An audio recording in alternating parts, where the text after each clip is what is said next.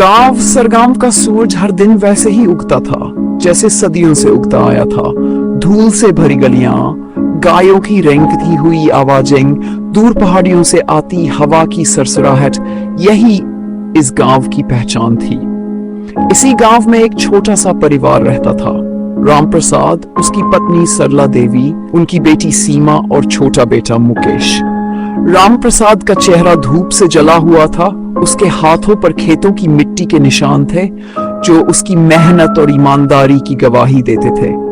सरला देवी हर सुबह सूरज से पहले उठती, पुराने झोले में अपने बर्तन डालती और गांव के बड़े बड़े घरों में काम करने चली जाती। उनका सपना बस इतना था कि उनके बच्चे पढ़ लिख कर इस गरीबी से बाहर निकले, कहीं ऊंचा मुकाम हासिल करे। सीमा, उनकी बड़ी बेटी, अब 22 साल की हो चली थी। सांवली मगर बेहद प्यारी लड़की, जिसकी आंखों में बड़े बड़े सपने तैरते रहते थे।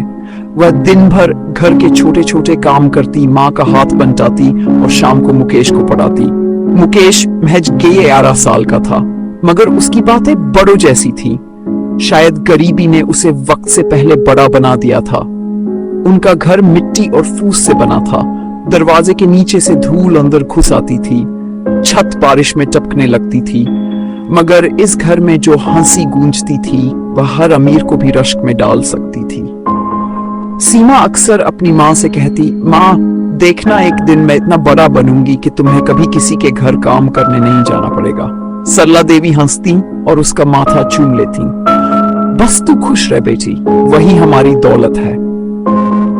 एक दिन सीमा अपनी माँ से मिलने गांव के सबसे बड़े अमीर आदमी विक्रम सिन्हा के घर गई।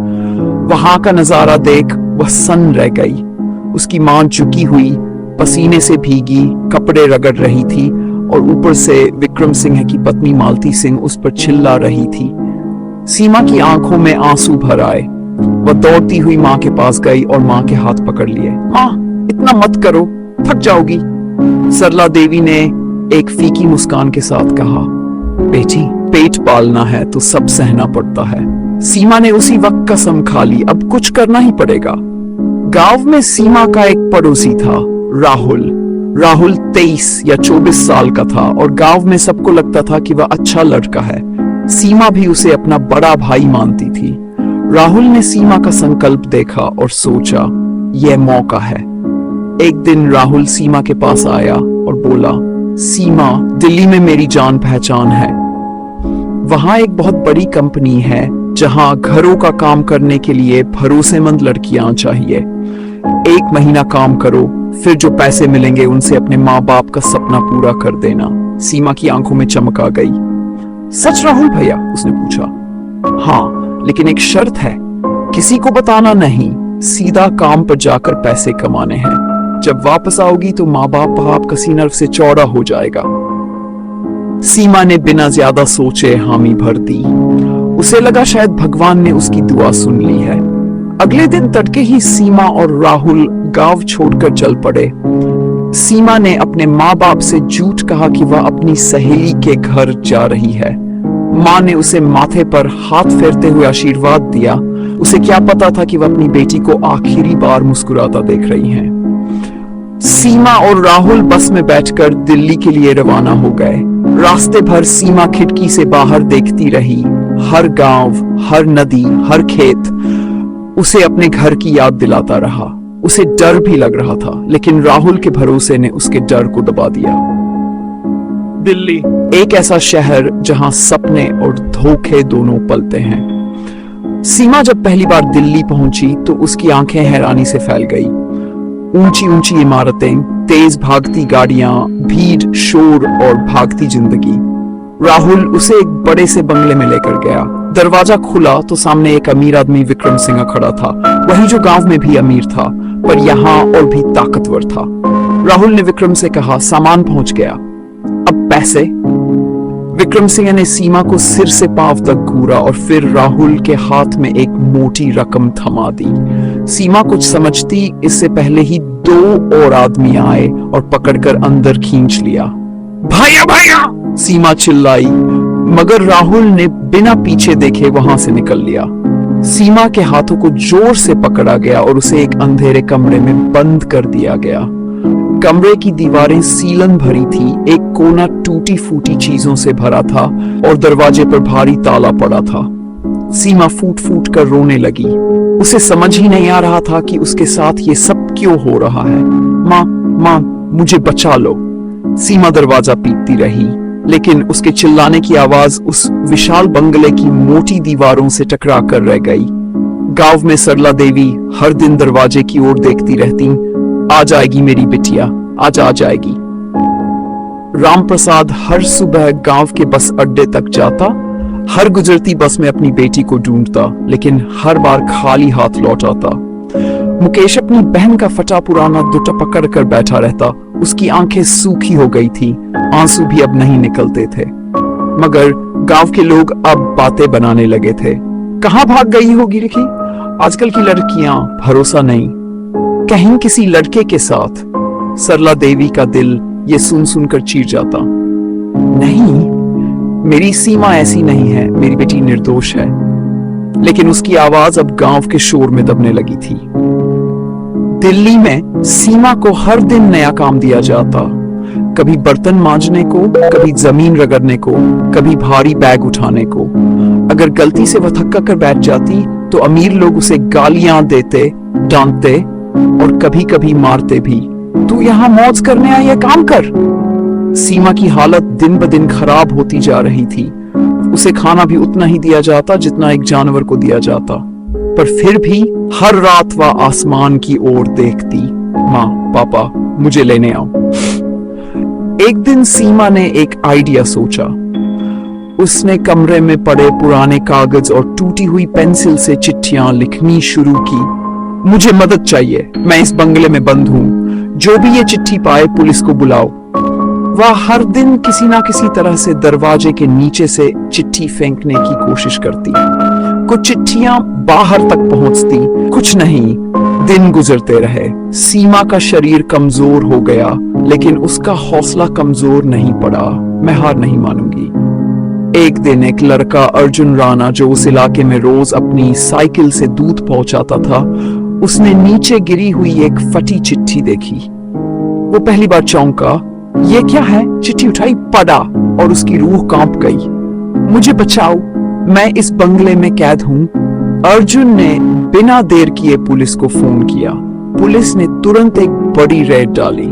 चारों ओर गाड़ियों का शोर, पुलिस वालों के भारी जूतों की आवाज और फिर दरवाजा खोलो, तलाशी लो।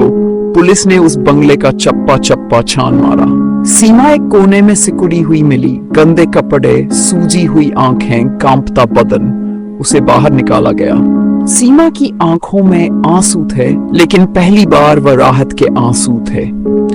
पुलिस ने बंगले के मालिक विक्रम सिंह और उसके पूरे परिवार को पकड़ लिया। उन पर मानव तस्करी, गुलामी और शारीरिक शोषण के गंभीर आरोप लगे। सीमा ने पुलिस को सब कुछ बता दिया।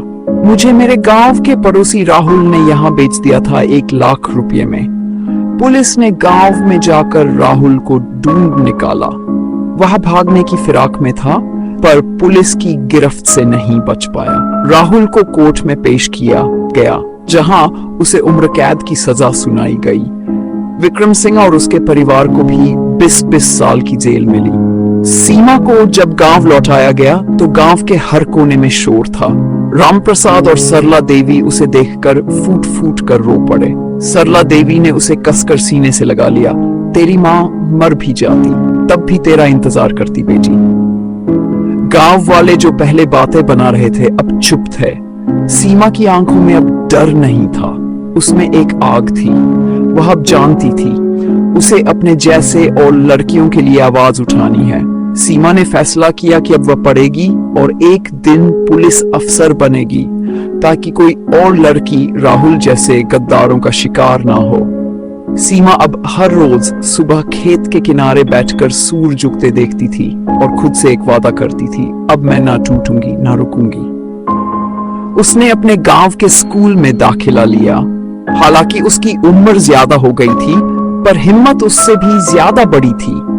गांव वाले धीरे धीरे उसे इज्जत देने लगे। स्कूल के मास्टर जी ने भी उसकी मदद की। सीमा, तू मेहनत कर, तू एक दिन बहुत बड़ी बनेगी।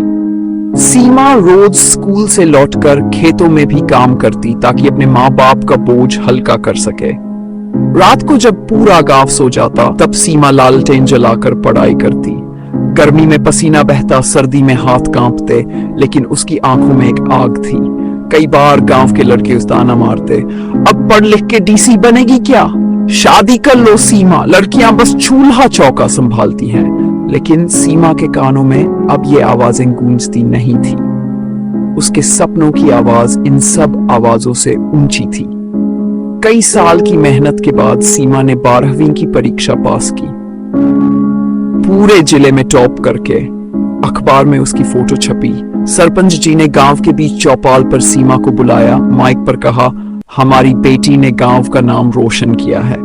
पूरा गांव तालियां बजा रहा था। जिस लड़की को कभी शक की निगाह से देखा गया था, आज वही गर्व बन गई थी। सीमा ने फिर दिल्ली पुलिस अकादमी में एडमिशन का फॉर्म भरा। सिलेक्शन बहुत मुश्किल था। लिखित परीक्षा, फिजिकल टेस्ट, इंटरव्यू, हर मोड़ पर चैलेंज था। लेकिन सीमा ने हार नहीं मानी। दौड़ में जब उसके पैर लहूलुहान हो जाते तब भी वो दौड़ती। मेरी लड़ाई अकेली मेरी नहीं है, हर उस लड़की की है जो आज भी कहीं कैद है। ये सोच उसे रुक नहीं देती थी। आखिरकार वह दिन आया। सीमा दिल्ली पुलिस में सब इंस्पेक्टर बन गई। माँ पापा की आंखों में गर्व के आंसू थे। राम प्रसाद ने उसे पहली बार सलाम किया था। सीमा की पहली पोस्टिंग दिल्ली के एक बड़े थाने में हुई। पहले ही हफ्ते उसे एक केस मिला। एक छोटी सी बच्ची लापता थी। सीमा के अंदर गदर फिर से जाग उठा।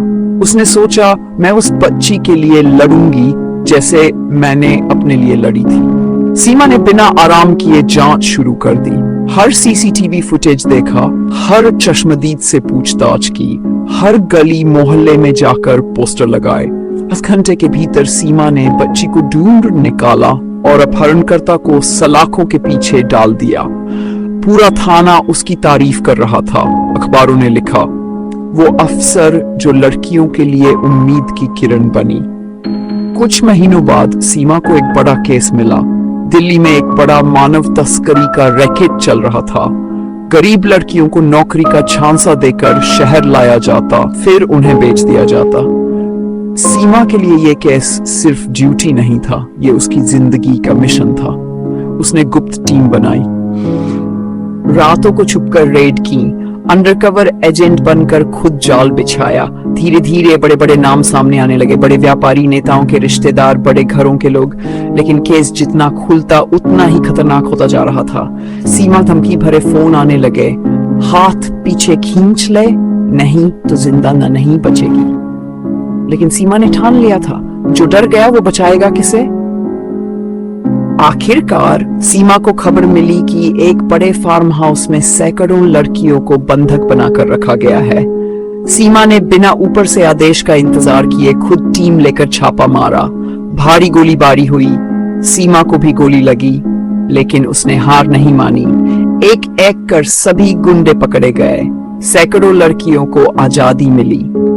सीमा अस्पताल में भर्ती थी। उसके बगल में वही छोटी बच्चियां बैठी थी जिन्हें वह बचा लाई थी। उनकी आंखों में जज्बा थी, प्यार था। कुछ महीनों बाद राष्ट्रपति भवन में एक समारोह हुआ। सीमा को भारत की वीर बेटी सम्मान से नवाजा गया। पूरा देश सीमा के नाम से गूंज उठा। सरला देवी और राम प्रसाद मंच के सामने बैठे रो रहे थे, लेकिन इस बार ये आंसू खुशी के थे। सीमा ने मंच में कहा, मैंने अपनी जिंदगी खोई पर उम्मीद नहीं खोई। आज मैं हर उस बेटी के लिए लड़ी हूँ जिसे चुप करा दिया गया था, और मैं लड़ती रहूंगी जब तक इस धरती पर आखिरी लड़की भी सुरक्षित नहीं हो जाती। ऐसे ही रहस्यमय केस से जुड़े रहने के लिए हमारे चैनल को सब्सक्राइब करें। मिलते हैं एक और रहस्यमय केस के साथ। तब तक अपना और अपने परिवार का ख्याल रखें।